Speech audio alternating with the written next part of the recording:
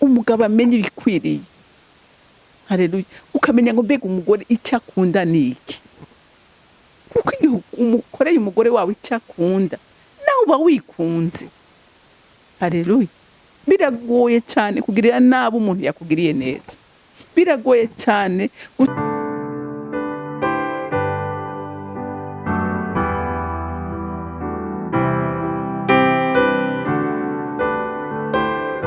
Bakunzi bahori CANAAN TV, ndanezerewe kandi gusubira guhura namwe ngo tuganire ijambo ry'Imana.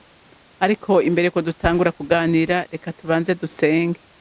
Mana data rugira byose uri mu ijuru, nje ngushima kandi nkone nahaza. Nifatanya n'ibyaremwe byose mwami Imana, mvuga ngo uri mwiza kandi ugira neza. Mvuga ngo urera kandi uragororotse. Mvuga ngo imigambo dufitiye mwami Imana si y'ivyago ariko ni y'amahoro, niyo kutugirira neza nk'abana bawe. N'uyu mwanya nsubiye gusenga kubw'ijambo ryawe mwami Imana tugiye kuganira. Reka ribere kimaze abazoryumva bose mwami, kugira ngo ribatoze indero nziza kandi ribahindure kuba abahungu beza n'abakobwa bubahisha izina ryawe. Mwami ndagushimiye kandi ndakuninahaje icubahiro cyose n'amashimwe yose aba yawe. Nkaba ndabisenze ndabyizeye ko byumvise mu izina rya Kristo Yesu. Amen, amen. Rero ijambo Imana impaye kuganira namwe uyu munsi ni ijambo rivuga ngo umugabo ahimbara Imana n'uw'icubahiro umugore wiwe. Haleluya. Bazi iminsi turiko turavugana abagore beza, abagore bubahisha ingo zabo, ariko n'abagabo hari icyo basabwa. Haleluya. Kugira ngo urwo rugo vy'ukuri rubemwo amahoro, rubemwo umunezero, Imana ntiyibagiye umugabo. Haleluya. Nawe hari icyo yamubwiye abwirizwa gukora kugira ngo ayo mahoro n'uyo munezero bibe mu rugo rugo. Haleluya. Reka dusome muri Petero wa mbere, turasoma umurongo w'indwi gusa. Haravuga ngo namwe bagabo nuko mubane n'abagore banyu nk'abazi ibibereye, kuko batangana namwe inkomezi, kandi mubahe icubahiro, kuko nabo arabaraganwa namwe ubuntu bw'ubugingo, kugira ngo ugusenga kwanyu ntikugire ikigutesha. Amen. Murumvise neza yuko n'abagabo hari ikimani basaba. Haleluya. Kugira ngo na wa mugore ashobore gushitsa icyo ahamagarirwa gukora atakintu kiriko kiramubloka. Haleluya. Kuko hari naho by'ukuri umugore ananizwa bikamunanira kugororoka, bikamunanira gukora ibikorwa byiza kubera hari uri ku ruhande rwiwe ariko aramunaniza. Ariko ijambo ry'Imana nawe rikorera mubwira ngo namwe bagabo nuko, nkuko ariko ijambo ry'Imana ryarikorera hanura abagore n'abagabo, ijambo ry'Imana rikorera abahanura inyifato bakwiye kugira. Haleluya. Kugira ngo Imana ibe mu rugo rwanyu, Imana ivumerere urugo rwanyu, urugo rumemwe amahoro, rubemwe umutekano. Hari icyo usabwa gukora. Haleluya. Kandi by'ukuri iyo ni inyungu yawe, ni inyungu yawe, kuko igihe urugo rwawe rurimo amahoro nawe ugira amahoro. Nibyo ukora ukabikora utekanye, nibyo ukora ukabikora umutima wawe uri mu nda. Haleluya. Kuko igihe uza mu rugo ukumva uvuga uti mbega wa muriro ndawuraramwo gute, none wumva atari kibazo kuri wewe, uzi ngushikira mu muriro. Ariko utaha uvuga uti ndashikira ahantu hari amahoro, ikirere cyiza kirimo umunezero, kirimo gutwenga, kirimo gukorana mufatanya amaboko, ariko mwumva ibyo bintu bitaryoshe. None kubera ko abantu tutobiharanira ngo tubikore kugira ngo byari twaravuganye ko abantu benshi uyu munsi bariko baragira ama stress menshi, bigatuma badevelopa ibigwara byinshi, abandi ma hypertension arabishe, ama vese arabishe, ama diabete ava ku ma stress abantu baterana hagati yabo. Ibiri mu isi byonyene ntibyari bikwiye kugira ngo bidutera ama stress, ariko abantu bariko bariyongereza ama stress ubwabo. Haleluya. Kandi ibyo bihimbara Satani, kuko niwo mugamba afise ukwica abantu. Imana idutabare. Rero ijambo ry'Imana riravuze ngo namwe umurongo w'indwi haravuze ngo namwe bagabo nuko mubane n'abagore banyu nk'abazi bibereye. Mubane nk'abazi bibereye. umugabo n'umutwe w'urugo, ateza kwiyumvirira urugo, ategera gushiraho intumbero urugo rukwiye kugenderako. Haleluya. Akwiye gushiraho indero. Haleluya. Murazi ko igitsure c'umugabo atagihuriye n'igitsure c'umugore mu ndero y'abana. Umwana atinya se, umwana yubahuka nyina kubera nyina, urumva n'umuntu yamwonkeje, n'umuntu afise impuhwe nyinshi, n'umuntu ibigumbagumba ni byinshi ku mwana wiwe. Urumva hariho ukuntu kubera kumenyerana gose, hari igitsure c'umumama kitagira impact cyane muri education y'umwana, ariko igitsure ni ijambo rya papa gusa rifise imbaraga. Haleluya. Ariko umupapa arabuze gutanga iyo nderata, arabuze gutanga ico gitsure. Haleluya. Umugabo amenye ibikwiriye. Haleluya. Ukamenya ngo mbega umugore icyo akunda niki, kuko igihe umukoreye umugore wawe icyo akunda nawe uba wikunze. Haleluya. Biragoye cyane kugirira nabi umuntu yakugiriye neza. Biragoye cyane gutuka umuntu, gutuka umuntu atacu mwafuye. Biragoye cyane. Biragoye kubabaza umuntu iminsi yose arondera kukunezereza. Biragoye pe. Haleluya. Igihe rero wanejereje umugore wawe, biragoye ko yokubera ikigabo. Nukuri biragoye. Ariko nta kintu kibaho kigoye nk'ukugirira neza umuntu iminsi yose yamariko arababaza umutima wawe. Nico kigoye gusumba. Kabona umugabo gutuka, umugabo kuvanga, umugabo gusuzuguza, ariko we ngo umwubahe. Nico kigoye. Ariko umugabo yagukunze, umugabo yakuvugishije neza, umugabo akwitwararika, umugabo amenya icyo ukeneye, amenya kukubaza ubuzima urimwo. Ako mbwira ingene nawe uja kumwerurira, mbwira ingene utomwubaha, mbwira ingene utomwubaha. Rero wa mugabo menya ibikenewe, menya ibikenewe. Mbega umugore yaremwe gute, mbega nezegwa niki, mbega uyu mugore wanje akunda iki. Ukamenya imvugo yumva. Haleluya. Haleluya. Hariho imvugo umugore yumva, umugore wawe yumva. Amen. Hari ukunda kumwumviriza, hari akunda kumwumviriza, umuha akanya ko kuganira nawe. Niba ari byo akunda bimuhe. Hari ukunda kumusohokana, rondera ako kanya uje uramusohokana kugira ngo anezerwe. Hari ukunda ko mugumana mukicarana, ako kanya ko kwicarana nawe gerageza uje urakarondera, mujye muramarana akanya.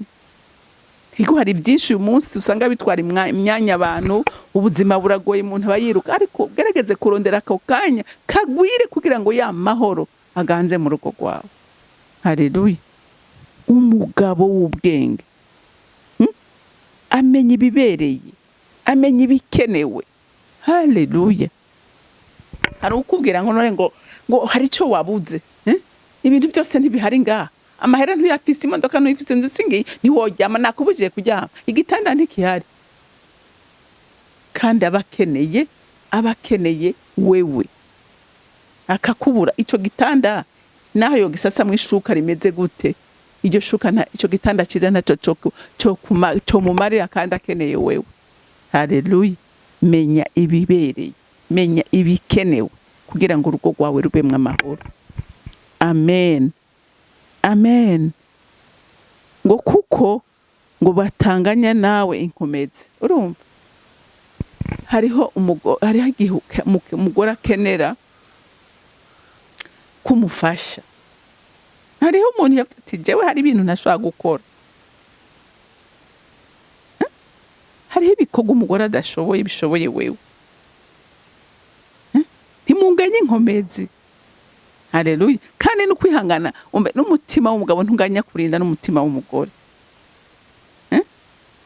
Rero hari igihe wewe ukenegwa kuhaba, hari igihe ukenegwa guhagarara mu bintu bimwe bimwe. Rero ntube absa kuko ntimunganye inkomezi. Haleluya. Ntimwaremye kumwe. Ngo kandi mubahe icubahiro. ariko urazi gusuzugurwa n'umugabo yakurongoye, yagukunze, yagutoranije mu bandi bakobwa benshi, akakuzana gukunze, ariko akagusuzugura gushika naho wumva n'umubiri kuvuyeko. Ugasanga n'umuntu n'ijambo uvuze agucecekesha no mu bantu, ukamuburira isoni. Ugasanga nta n'urubanza mwojanamwo, ugasanga nta n'ahantu mwoshobora kwicarana, ngira ntanakwemera ko uri umugore wiwe, wamuburiye icubahiro. Kandi Imana ikubwira ngo muhe icubahiro umugore wawe.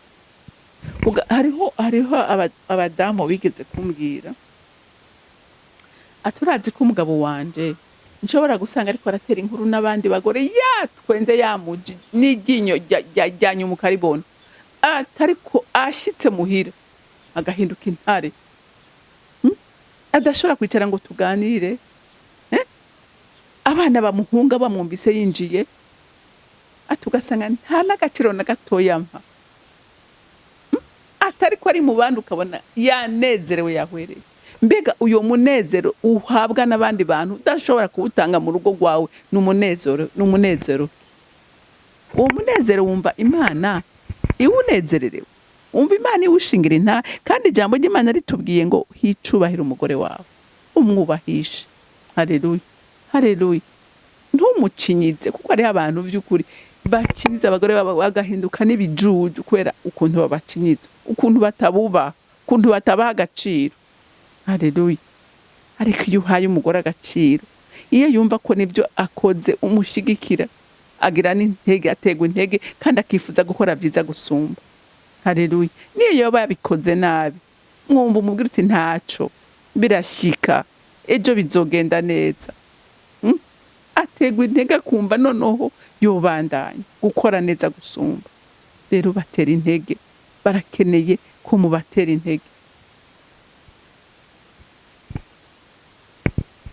Ugasanga niwe uri kuramuca intege, niwe uri kuramusubiza inyuma, niwe uri kuramusuzugura, niwe uri kuramwereka ko atacashoboye. Nukuri Imana yo mwijuru imurikira ubwenge bw'abagabo, bamenye igikwiriye kugira ngo ingo zibemwe amahoro. Haleluya. Ngo kuko abari bo abaraganwa namwe ubuntu bw'ubugingo, kugira ngo ugusenga kwanyu ntikugire ikigutesha. Urumva? Uyu mugore, ijambo ry'Imana riravuga ngo umugore umugabo n'umugore ngo n'umuntu umwe. Haleluya.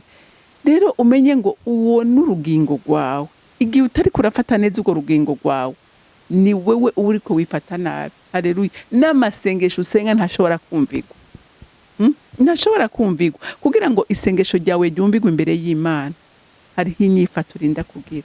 Haleluya. Uwo mugore urinda kumufata neza kandi ukubaha iki jambo ry'Imana riko yakubwira. Haleluya. Kugira ngo n'Imana inezerererwe amasengesho yawe uri kurasenga. Haleluya. Uyu munsi urashaka kubona abantu ngo bariko barakorera Imana, kandi umve urugo Imana yabahaye rwakunaniye, urugo rwakunaniye. Mbega ko ijambo ry'Imana rivuga ngo umugabo akunda umugore wiwe ngo kuko Kristo yakunze ishengero, ngo akaryigura, akageza, akaritunganya uko washaka. Ngo nawe ariko wihanganire umugore uyu mutunganye. Haleluya. We ko wumva ufise imbaraga, we ko wumva ufise uko wifuza ko ibintu bigenda, mufashe muri iyo nzira, umujane mu nzira ushaka, kandi uyimujane mu mwengenga. Kuko ijambo ry'Imana ryatubwiye ngo ntimufise inkomezi zimwe, ntimufise ubushobozi bungana. Umujane neza kugira ngo amahoro y'Imana abe mu rugo rwawe. Haleluya. Niho n'ugusenga kwawe kogira ikimazi imbere y'Imana. Rero murumva ko n'abagabo bafise ico basabwa kugira ngo ya mahoro abe mu rugo, kandi no kugira wa mugore nawe ashobore kukubaha vyoroshe. Haleluya. Kuko nawe wamwubahirije. Imana yo mwijuru rero ibampera umugisha. Uri Imana idahengeshanya kudukebura mu ijambo ryawe Mana. Uri Imana yitaho umuryango, kuko ni nawe wawutanguje mu itongo rya Edeni. umuryango uwuhanze ijisho kuko uwuzigamo byinshi, kuko mu muryango niho hazova abakozi b'Imana bakomeye, niho hazovamwo abaganzi ibihugu bakomeye. Ni naco gituma wewe uhora ukebura umuryango uko bukeye nuko bwije, kugira ngo umupapa n'umumama bashobore kuba ivyitegererezo by'abana babo, kugira ngo baze baba abana bazima bazokoreshwa ibikorwa bihambaye. Mana ndasenze sengera bazokumvira ijambo bose, abari barazimiye bazimuruka bahindukire basubire ku rufatiro rw'ijambo ry'Imana, kuko ari ryo tara rishobora kubamurikira bagakora ibikorwa byiza bihimbara Imana kandi bihesha n'icubahiro imiryango yabo. Mana ndagushimiye kandi ndakuninahaje, icubahiro cyose n'amashimwe yose aba yawe, nkaba ndabisenze ndabyizeye ko vyumvise mu izina rya Kristo Yesu, amen amen. Mwarahezagiwe, mugira umunsi mwiza.